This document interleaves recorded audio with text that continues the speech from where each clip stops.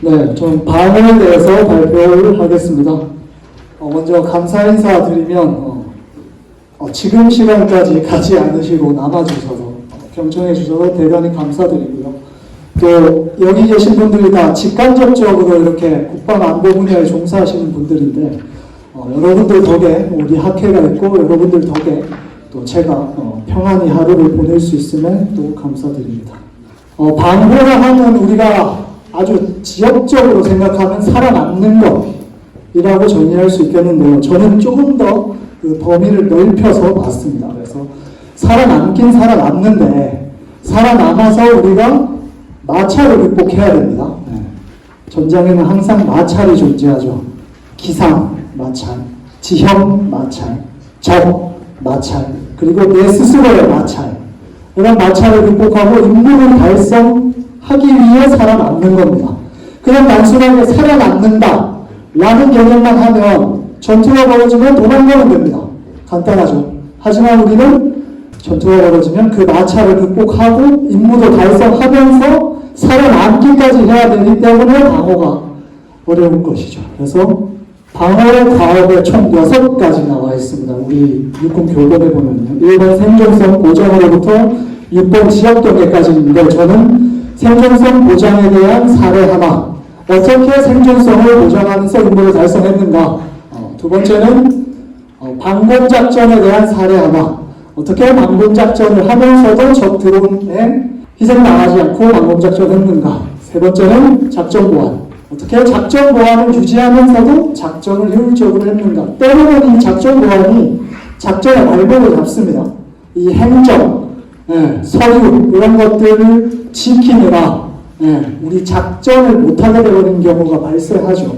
그러면 어떻게 그런 비효율성들을 제거하면서 작전 보안을 지킬 수 있었는가 라는 주제로 해서 이 3가지 사례를 발표해 보겠고요. 제가 결론에서 다시 이 페이지로 넘어올 겁니다. 그래서 이 페이지를 좀 잘 기억해 주시기 바랍니다. 생존성 보장입니다. 특수작전 부대가 러시아로 침투를 했습니다. 여기도 자랑스러운 특전사 용사분들 와 계신데요.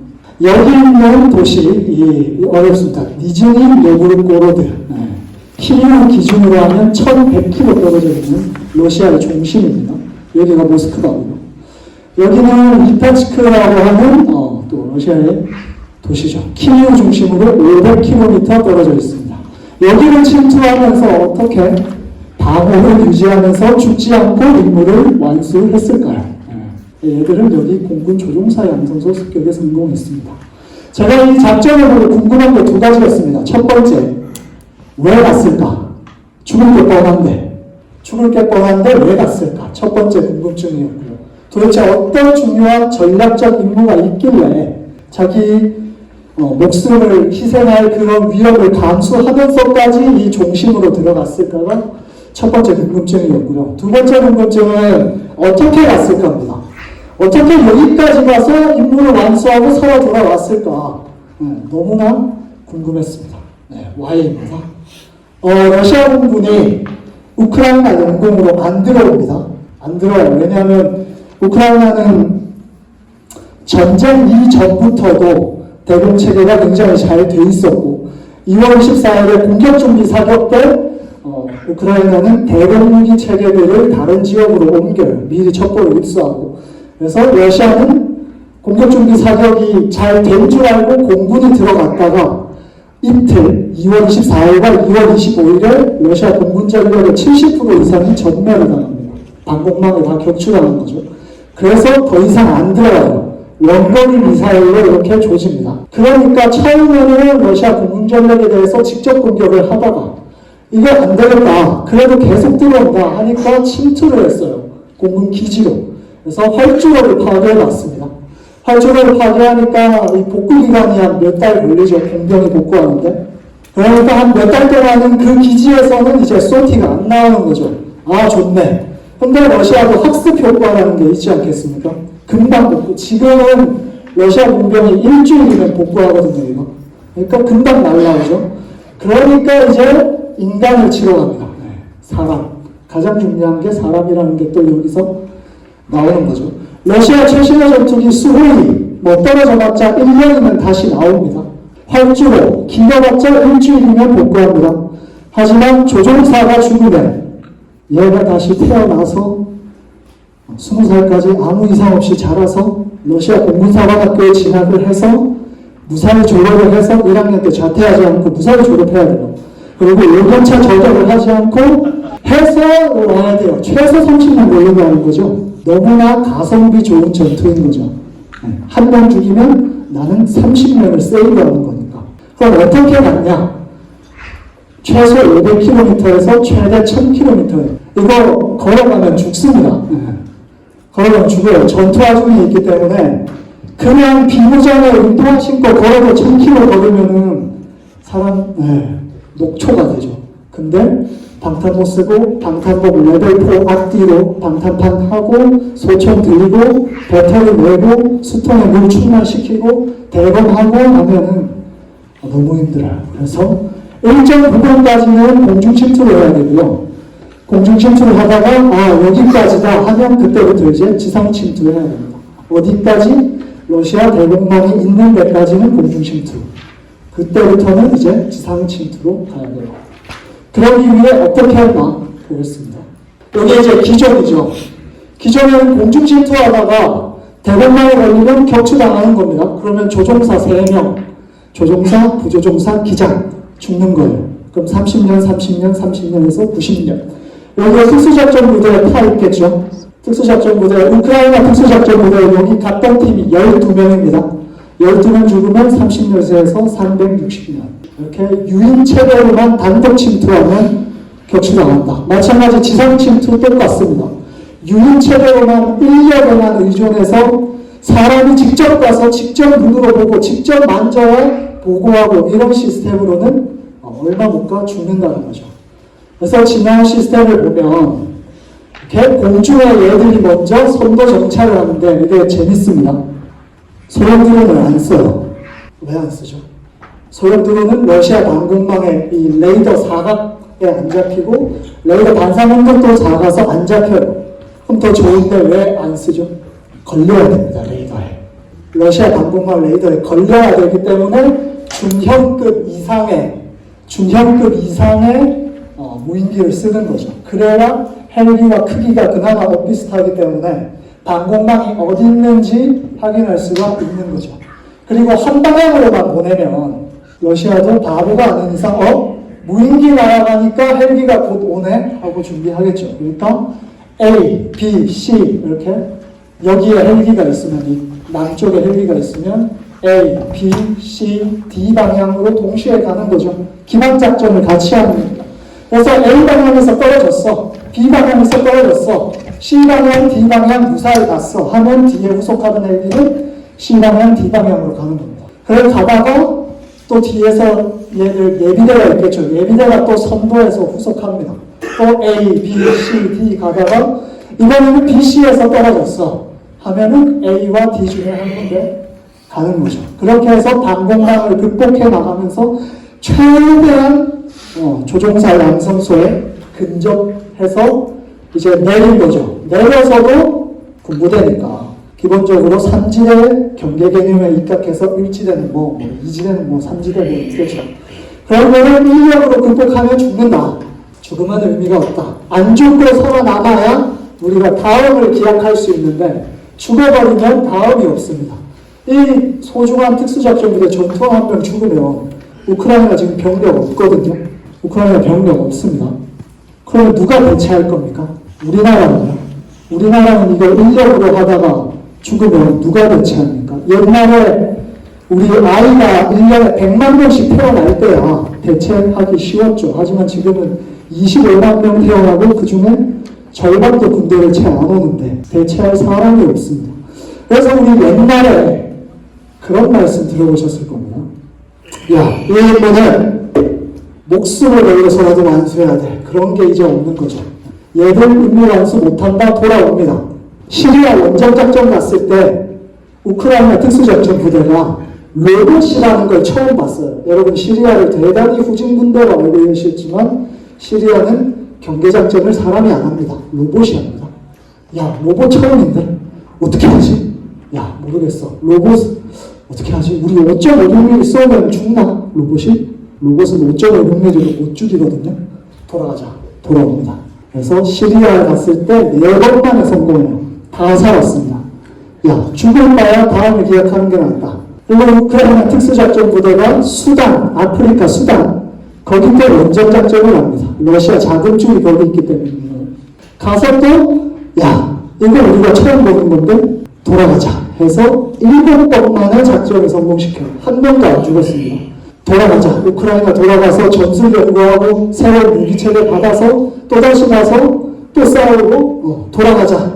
그래서 옛날에 내 마음, 네 생명만 생각해 부대를 생각하지 않아 이런 개념으로 접근했다가는 현대에 큰일 난다. 이번 임무는 완수할지 몰라도 다음 임무 할 사람이 없다는 거죠. 현행 작전만 생각하고 장차 작전을 생각하지 않는 지휘관이 그런 지시를 하는 겁니다. 그래서 FPV 드론으로 해서 개 1지대 및 2지대를 원거리에서 공격하고 마지막 3지대는 이 조종사 숙소 이거를 효과적으로 타격해서 조종사들을 사살할 수 있었고 그 결과 러시아의 공군력은 더 줄어들었겠죠. 러시아 공군력은 더 줄어드니까 지상군이 전투할 때 근접 전투 못 날라오죠. 근접 항공 캐스 못 날라오죠. 그러니까 우크라이나 지상군이 더 유리하게 되는 그런 계기가 됐다. 여기서 중요한 거는 조직 편성 하나만 말씀드릴게요. 우크라이나는 지금 템으로 편성하고 있어요. 물리적 거리를 가까이 있어야 의사소통이 잘 된다는 거죠. 무전기 좋고 위성통신 다 좋은데 물리적으로 가까이 있어야 의사소통이 가장 빠르다 해서 보면 정찰 드론 운용요원과 자폭 드론 운용요원은 항상 원팀으로 다닙니다. 그래서 정찰 드론 운용요원은 자폭 드론 운용요원이 운영하는 그 화면을 보고 이렇게 조종을 하고요. 둘 사이에서 이미 감시, 결심, 타격 다 되는 거죠. 둘 사이에서. 그래서 이 주기를 단축했다라는 것이 교훈이 되겠습니다. 마찬가지 헬기는 여러분 육군 항공이에요. 헬기는 육군 항공입니다. 우크라이나는 우리처럼 특함단 이런 거 없습니다. 헬기는 육군 항공이고 조종사 역시 육군 항공이고 거기 타고 있는 인원들은 국방부 직할 특수부대예요. 우리는 국방부 직할 특수부대는 없죠. 각군 소속인데 이들은 국방부 직할 특수부대이기 때문에 조직이 다르잖아요. 조직이 다르면 또 너 공문 언제 보내냐, 지휘관 승인 받았냐, 안 받았냐, 이렇게 싸워요. 그래서 얘들도 다 같은 공간으로 묶어주니까 전투를 잘 하더라. 다음 이제 방공작전이에요. 그러면 사단급은 그나마 좀 사정이 낮습니다. 사단에 방공대대가 있잖아요. 근데 이 여단급 이하 부대, 대단급 이하 부대는 편제 자체가 없기 때문에 힘들어요. 굉장히 힘듭니다. 그래서 기존에 보시면 우리가 눈으로서 이 소형 드론을 파악할 수 있는 최대 거리는 200m다.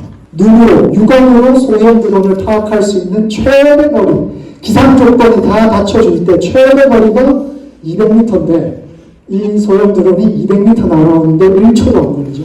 그럼 난 이미 본 순간 죽은 거죠. 최소한 여기서부터는 봐줘야겠죠. 그러면 여기서부터 봐주는 장비를 소비대에 넣자 하면 망하는 거죠. 누가 들고 다닙니까? 기존에 지상전투에 임무가 있는데, 그렇죠? 그래서 다수의 인명피해가 발생하고요. 그래서 지난 걸로 보면은 이건 제가 직접 써봤거든요. 여기가 제모고 여기가 RF 디텍터입니다. 직접 써봤어요. 여기 야전에 계신 분들 많이 있을 텐데 만약에 우리 군이 이걸 보급을 해줍니다. 전력화돼서 보급을 해줍니다. 그리고 복장통일안이 분명히 나올 거예요. 군단 얘기해서 복장통일안이 분명히 나올 거예요. 복장통일안 이렇게 나오면 여러분 떨어야 합니까? 반기를 들어야 합니까? 야전에 계신 분들 이렇게 하면 뭘 못하죠? 포복을 못합니다. 포복하면 이거 다 망가져요. 그래서 이렇게 달고 다니면 여러분 안 된다. 그래서 가방에 넣고 다니든 어떻게 하고 다니든 지상전투에 얘가 방해가 되면 안 됩니다. 우리 지상군의 제1의 임무는 이 방공작전이 아니라 지상전투니까 적 지상군과의 싸움이기 때문에 본업을 잃어버리면 안 된다. 하지만 이 부업이 계속 뜨고 있는 추세이기 때문에 또 부업을 준비를 안 할 수가 없다. 그래서 뭐 소리도 내주고요, 디텍터가 불빛도 내주고요, 진동도 내줍니다. 여기 선을 이렇게 연결하면 자동 모드예요. 디텍터가 식별하면 제너에서 자동 반사가 됩니다. 자동 모드로 해놓으면. 수동 모드로 해놓으면 얘가 뭐 소리든 진동이든 불빛이든 알려주면 사용자가 이 버튼을 누르면 P96K 무전기 버튼 누르는 것처럼 버튼을 누르면 제너가 반사된다. 이거 생존성을 향상한다. 이걸 만드는 회사가 이스라엘도 있고 미국도 있고 뭐 있습니다. 근데 우크라이나는 미국 것도 쓰고 이스라엘 것도 쓰는데 중국 것도 많이 씁니다. 왜냐하면 납기를 맞춰줄 수가 없어요. 중국이 아니면 이 우크라이나에서 소요되는 엄청난 그 소요량을 맞출 수가 없습니다. 그래서 우크라이나는 비공식적으로 만약에 물어보면 절대 안 쓴다고 할 겁니다. 절대 안 쓴다고 할 건데 비공식적으로 중국산 무기를 많이 쓰고 있다. 러시아도 중국산을 많이 쓰고 있죠. 그래서 이번 전쟁의 저 최대 수혜자는 저는 중국이라고 생각합니다. 가장 이 전쟁으로 인해 혜택을 많이 받은 나라 중국. 대백급은 이렇게 지상 대드론 레이더도 주고 안티 드론건도 줍니다. 이런 거를 소부대급에 주지 않는 이유, 성능이 좋음에도 불구하고 소부대급에 주지 않는 이유 간단하죠. 소부대의 본업은 사격과 기동, 은폐와 원패 이런 건데 이런 걸 소부대에 주면은 지상 전투가 오히려 방해를 받을 수 있다. 그런 개념에서 이건 대백급에서 가지고 있는 거고요. 뭐 이것도 다 똑같습니다. 적 지상군도 드론을 쓰죠. 그래서 지상군과의 교전 이전에 군대용 전투가 벌어진다는 거죠. 그리고 또 지대공 전투가 벌어진다는 겁니다. 그래서 이에 대한 교리 발전을 계속 지속하고 있습니다. 이 얘기는 제가 나중에 한 번 더 하겠습니다. 마지막으로 이제 작전 보안인데요. 우크라이나는 지금 상당히 많은 민간 개발자들이 AI니 뭐 스마트 전장 관리 체계는 이런 걸 해서 보급을 해주고 있어요. 그래서 그런 거를 군에서 일단 씁니다. 군에서 일단 쓰다가 별로다. 그럼 버려요. 좋다. 그러면 군에서 비용을 주고 라이센스를 구입하는 방식으로 그렇게 하고 있습니다. 그래서 여러분들이 알고 계시는 이런 스마트 전장관리 체계나 AI 뭐 예를 들면 GIS, 아르타라든지 이런 프로그램들 다 민간에서 개발했다가 국방부에서 쓰다가 좋으니까 라이센스를 구매한 것들입니다. 그래서 사실 이건 AI는 아니고요.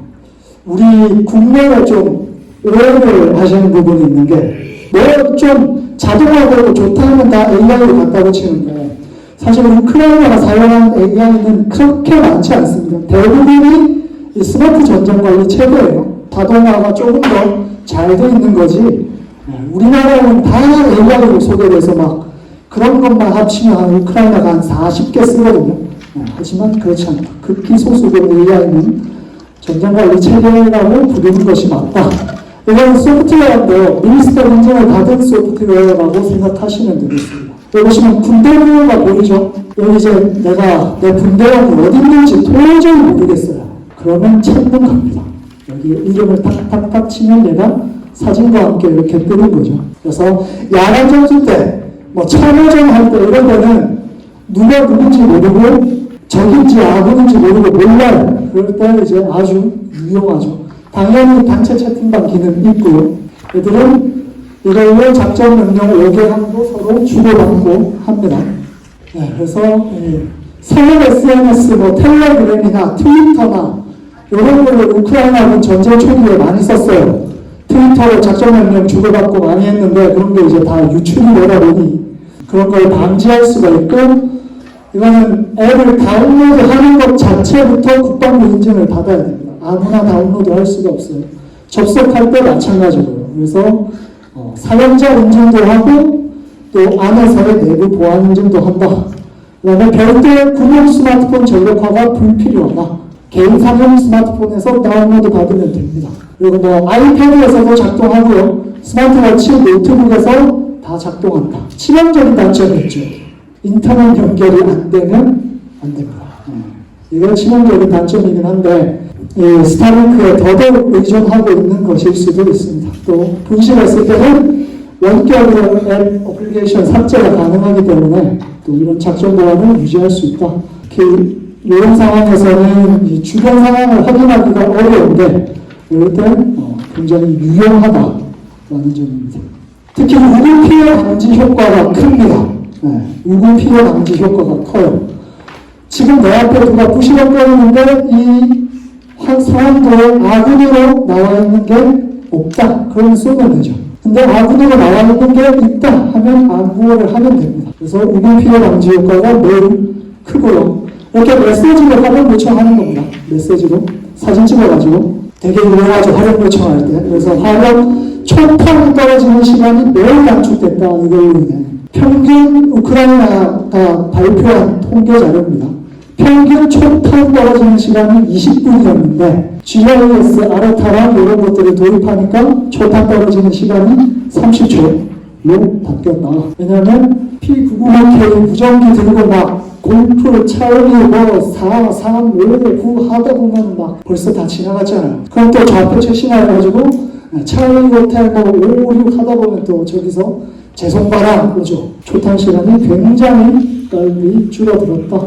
그리고 이 스마트폰 시스템들, 뉴크롬이나 GIS 아르타, 크로피바 다 우리나라에는 다 AI로 소개된 스마트 전장 관리 체계고요. 그나마 AI가 있는 건 여기죠. GIS 아르타는 표적 설정을 자기가 해주기 때문에 박격포를 여러분 장갑 차량에 안만 때려봤자 소용이 없죠. 그러면 얘는 박격포를 인간한테 투사해 줍니다. 그리고 자주포를 장갑 차량한테 투사해 줍니다. 그런 정도 기능이 있으니까 이제 이거는 AI라고 볼 수 있는데 얘들은 그냥 사각, 평각 자동으로 빨리 계산해 주는 정도, 그 정도로 보시면 되겠습니다. 그래서 스마트폰을 전쟁에 쓸 수 있냐 없냐 논쟁이 치열한데요. 저는 스마트폰을 사용 안 하면 작전 내용을 잘 지키면서 전쟁에 패배하는 길이라고 생각합니다. 그래서 스마트폰을 반드시 사용을 해야 되고요. 저는 이것도 좀 부럽더라고요. 국방부 예하에 AI 교육 전담부서가 있어서 얘들은 1년 365일 야전부대로 돌아가면서, 왜냐하면 우크라이나에 너무 많은 이런 프로그램들이 들어와 있기 때문에 사용자들이 몰라요. 특히 MZ 세대들이야 그냥 어떻게 저렇게 하는데 이 100원 이상 분들은 좀 힘듭니다. 그렇기 때문에 이 전담부서가 365일 야전을 수행하면서 교육을 해줘요. 이거 이렇게 쓰는 거고요. 이거 하면 누구랑 연동되고요. 아주 친절하게 가르쳐주는 부서입니다. 저는 이런 부서에서 근무하고 싶습니다. 마지막 결론이고요. 저는 이거 두 번째 강조할게요. 최첨단 장비 좋은데 기존의 장비랑 연동되지 않으면 효과가 반감된다. 그래서 헬기가 기존에 거였다. 그러면 무인기랑 연동해야 되고, 스마트폰은 우리가 기존에 썼다. 그러면 이런 어플리케이션과 또 연결해야 되고, 또 방탄조끼는 우리가 기존에 썼잖아요. 그래서 디텍터 제모와 연결해야 됩니다. 그래서 말씀드렸듯 다시 철장으로 돌아갈게요. 방호라는 게 우리 군에 보면 사단급의 방어 참모가 없어요. 우리는 없습니다. 하지만 미군은 있습니다. 현행작전실도 가보면 현행작전실 아래에 방호반이라고 있습니다. 근데 미군은 방호실이라고 해서 현행작전실과 동일한 지위를 갖춘 방호 기능을 갖춘 기능실이 있다는 거죠. 방어가 6가지인데요. 미군 교본 방호 보면 거업이 14가지가 있습니다. 우리는 이렇게 작전 보안이라고 뭉뚱그려 놓은 것들을 걔들은 EMP에 대한 방호, 전자전에 대한 방호, 사이버전 해킹에 대한 방호, 이렇게 구분을 해놔서 더 과업을 구체화시켜놨고요. 우리는 생존성 보장이라고 해서 이렇게 뭉뚱그려 놓은 것들을 걔들은 전투하중 관리, 지휘관에 마땅한 업무는 부하들 전투하중을 관리하라는 거죠. 전투하중 관리, 그 다음에 전염병 관리. 전쟁 때는 세탁도 못하고 샤워도 마음대로 못하니까 아무래도 평소보다 전염병이 많이 돌 수 있죠. 전염병 관리. 다음에 전장 흉터에 들어가면 사람 심리가 불안하기 때문에 의료가 굉장히 빨리 퍼지고 크게 퍼집니다. 별거 아닌 것도. 그런 것까지도 이 생존성 보장에 다 들어가 있습니다. 우리가 뿔 깊이 있는 인력으로 모든 걸 해결하려는 이 생각, 인력으로 모든 걸 해결하려는 생각, 그리고 너 아니어도 대체할 사람 많아 라는 생각이 저는 우리의 이 방호 기능을 발전하지 못하게 만들었다고 보고요. 그래서 앞으로 좀 이 방호가 더 발전해서 일단 살아남아라. 일단 살아남으면 그 다음에 뭔가 할 수 있다 라는 거를 좀 우리가 공유를 했으면 좋겠습니다. 이상이고요. 질문 있으신가요? 네, 미래혁신연구센터의 이경록 대장입니다. 그 스마트폰을 전장에 활용하는 것에 대해서는 뭐 방금 말씀하신 것처럼 이제 동의하는 부분이 있는데, 이제 제가 한 가지 이제 궁금하거나 우려하는 부분은 이 스마트폰을 사용하면서 이제 발생하는 어떤 전파나 이런 것들을 이제 적이 감지를 해서 그 전파가 밀집된 지역을 식별을 해서 이제 타격을 하는 이제 이런 부분들이 이제 있지 않습니까? 네. 그런 부분들에 대한 방어를 어떻게 강구하는지, 그런 사례가 있는지 묻고 싶습니다. 모든 걸 다 뚫는 창이냐, 모든 걸 다 막는 방패냐, 좀 이런 질문이신데 사실 어렵습니다. 예를 들면 이런 애플리케이션을 사용하고 위치 파악하려면 개인 스마트폰에 GPS 기능을 다 켜놔야 돼요. 그럼 적도 그 위치를 아주 세부적으로 다 볼 수 있다는 뜻이거든요. 그래서 당연히 포격, 화력 지원의 어떤 위험도가 있고요. 하지만 그럼에도 불구하고 스마트폰을 차내에서 숨어서 쓰고 바위 밑에서 숨어서 쓰고, 지금은 이런 전술적 단계, 개인의 전투기술 단계에서만 스마트폰에 대한 어떤 전파 유출에 대한 방어가 이루어지고 있고, 뭐 작전적 수준이나 뭐 이런 것에서는 아직은 없습니다. 하지만 그들이 쓰는 걸로 나서는 그 위험보다 스마트폰을 안 써서 작전이 안 되는 위험이 더 크다고 판단했기 때문에 썼을 것이다 라고 생각하고 있습니다. 또 질문 있으신가요? 네, 여러분 이거 제가 자료 초심화를 잘 못해서 잠깐 설명하고 끝내겠습니다. 그래서 이거 뭐 레이저 무기 개발한 거, 그다음에 작전자의 기존에 베드론 팀 있는 거, 옛날에는 사람이 이렇게 하다가 이제 무인 체계가 들어와서 무인이 하는 거죠. 이게 수동 미사일도 격추합니다. 네, 드론뿐만 아니라 탄도 미사일까지는 안 되는데 순항 미사일도 실제로 많이 격추시켰습니다. 특히 국가중요 시설 굉장히 취약하죠. 우리나라도 뭐 없습니다. 국가중요 시설을. 그런데 이제 이 인원들이 활동하면서 국가중요 시설을 잘 지켜주고 있다. 국가중요 시설이 왜 중요하냐? 전기 끊기면, 난방 끊기면, 수도 끊기면 국민들이 전쟁을 반대하게 되어 있습니다. 러시아는 욕할 것 같지만 그걸 공격한 건 러시아인데 우크라이나 국민들은 한 일주일 러시아 욕하다가 일주일 지나면 우크라이나 군을 욕합니다. 왜 우리 군은 이런 것도 빨리 복구를 못해줘? 왜 우리 국가는 이런 것도 빨리 못해줘? 하면서 국가를 원망해요. 그래서 국가중요시설 방어가 매우 중요하다. 그리고 레이저 무기 작년 말부터 우리도 배치했죠.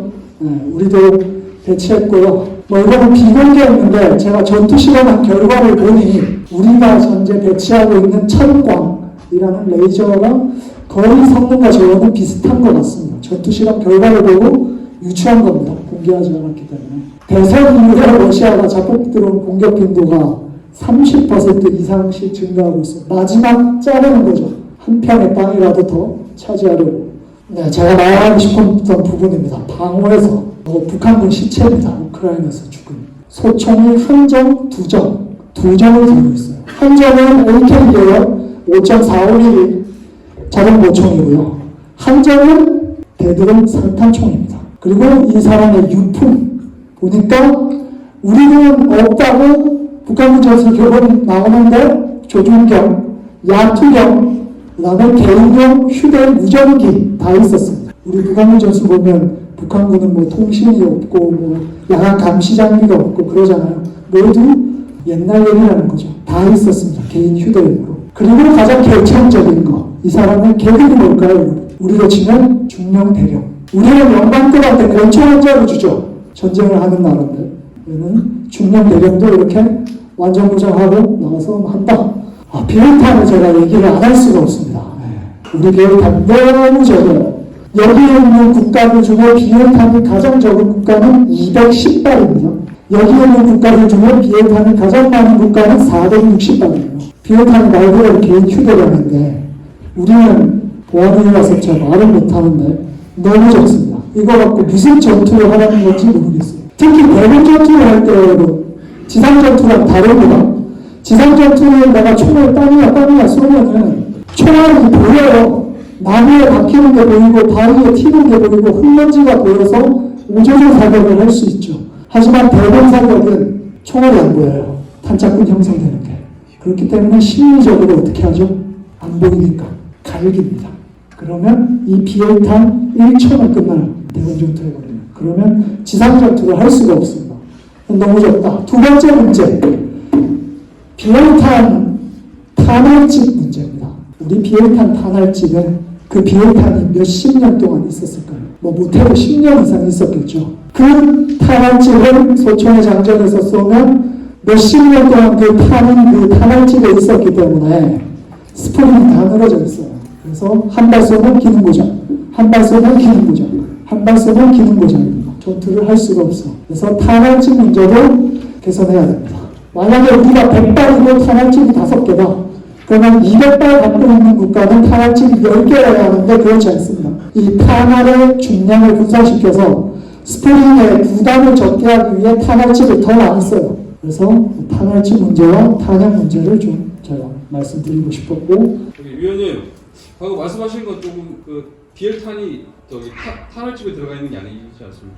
탄약고에 들어가 있는 거죠. 네, 필요할 때 꺼내서 탄알집 넣는 거지 않습니까? 네, 방금 말씀하신 거는 탄알집에 그걸 계속 넣어져 있기 때문에 문제가 된다 말씀하셨는데 네, 실제 개인 탄은 탄약고에 있습니다. 네, 네. 예. 그리고 그 표현은 조금 잘못된 표현이에요. 아, 네네. 알겠습니다. 감사합니다. 네. 제가 말씀드린 거는 뭐, 초동 조치 부대용, 이렇게, 맞습니다. 대대지 통신에 감히 탄약고에 몇 십 년째 있던 거, 예, 그거 말씀드렸습니다. 북한 사람의 메모고요.